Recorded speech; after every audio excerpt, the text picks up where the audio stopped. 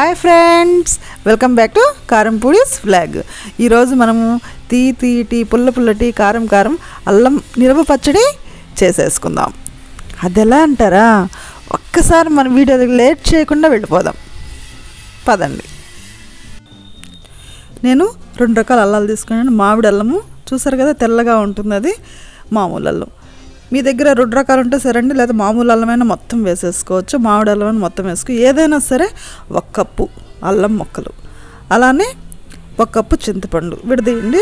చింతపండుని 1 కప్పు కారం, 1/4 cup salt, 1 పెద్ద స్పూను ఆవాలు, కొంచెం మెంతులు, అలానే దీనికి 1/4 కేజీ ఆయిల్ పడుతుందండి. కొంచెం 1 కప్పు బెల్లం, 1/4 కప్పు వెల్లుల్లి తీసేసుకుందాము. అంతేనండి.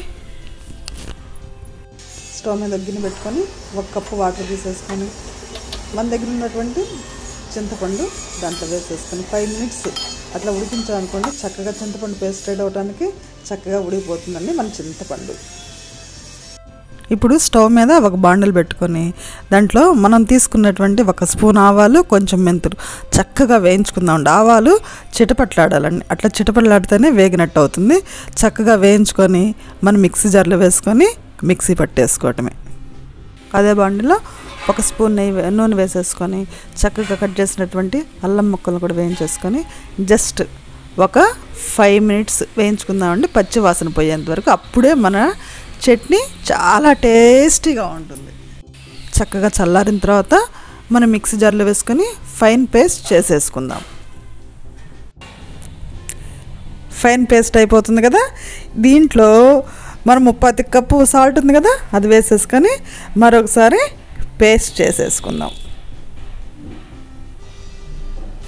ఈ పేస్ట్ని ఒక సర్వింగ్ బౌల్లోకి ట్రాన్స్ఫర్ చేసేసుకొని మనం తీసుకున్నటువంటి కారాన్ని దీంట్లో యాడ్ చేసేసుకొని పక్కన పెట్టేసుకుందాం. ఇప్పుడు మన చింతపండుని మిక్సీ జార్లో వేసేసుకొని చక్కగా ఫైన్ పేస్ట్ చేసేసుకుంటే అయిపోతుంది. ఇప్పుడు ఈ పేస్ట్ని కూడా మన బౌల్లోకి ట్రాన్స్ఫర్ చేసేసుకొని చక్కగా అన్నీ కలిసేటట్టు గరిటెతోటి కలిపేసుకుందాం. ఇందులో మన ఆవపిండి ఉంది కదండి, మిక్సీలో వేసుకున్నాం కదా, అది కూడా వేసి చక్కగా కలిపేసుకున్నాం అనుకోండి, మనకి సగం పని అయిపోయినట్లే అండి, సగం చట్నీ అయిపోయినట్లే. నెక్స్ట్ మన బెల్లం ఉంది కదా, స్టవ్ మీద 1 బాండిల్ పెట్టేసుకొని దాంట్లో బెల్లం వేసేసి చిన్న గ్లాస్ వాటర్ యాడ్ చేసాం అనుకోండి, మనము మీడియం ఫ్లేమ్లో పెడితే చక్కటి మనకి పాకం వచ్చేంత వరకు ఉడికించుకోవాలండి. మధ్యలో కలుపుతూ ఉండండి, మనకి చక్కటి పాకం వచ్చేస్తుంది. చక్కగా పాకం వచ్చేస్తుందండి. 7 to 10 మినిట్స్లో చిక్కబడింది కదా.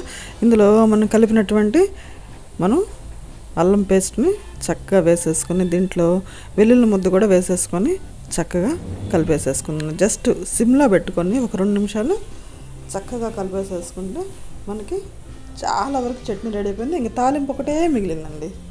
సేమ్ బండిల్ పెట్టేసేసుకొని దాంట్లో 1/2 కిలో శనగ నూనె మాత్రమే వేసుకోండి. రిఫైండ్ ఆయిల్ వేసుకుంటే టేస్ట్ బాగుండదు, స్మెల్ కూడా వస్తుంది. శనగ నూనె మాత్రమే వేసేసుకొని చక్కగా కాలిన తర్వాత దీంట్లో మనకి ఎండుమిరపకాయలు ఒక 5-6 వేసేసుకుందాం. చక్కగా కట్ చేసేసుకొని ఆవాలు, తర్వాత పచ్చిశనగపప్పు, కొంచెం ఇంగువ, కొంచెం ఎక్కువ వేసేసుకోండి. ఇంగువ ఇప్పుడు ఈ మధ్య మంచి స్మెల్ ఉండట్లేదు కాబట్టి కొంచెం ఎక్కువ వేసుకుంటేనే మంచి ఇంగువ వాసన వస్తుంది మన చట్నీ. ఇంకా చక్కగా వేగిన తర్వాత ఇందులో మన చట్నీ తీసి యాడ్ చేసేసుకోవటమే.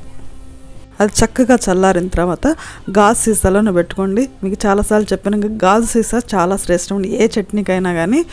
ఇది మనం నోరు చెడిపోయిందనుకోండి, కొంచెం బాగా జలుబు చేసి జ్వరం వచ్చినప్పుడు ఈ చట్నీ వేసుకుని తిన్నాం అనుకోండి, మన నోటికి రుచి వస్తుంది. ఈ చలికాలంలో, వర్షాకాలంలో జలుబులు దగ్గులు ఉంటాయి కదా, దానికి మంచి రెమెడీ అండి ఈ అల్లం చట్నీ. ఎవరైనా సరే నోరూరుతూ తినాల్సిందే. ఇది అన్నంలోకే కదండి, టిఫిన్లో కూడా చాలా టేస్టీగా ఉంటుంది. ఈ వీడియో మీకు నచ్చే ఉంటుంది అనుకుంటా అండి. లైక్, షేర్ అండ్ సబ్స్క్రైబ్ చేయండి.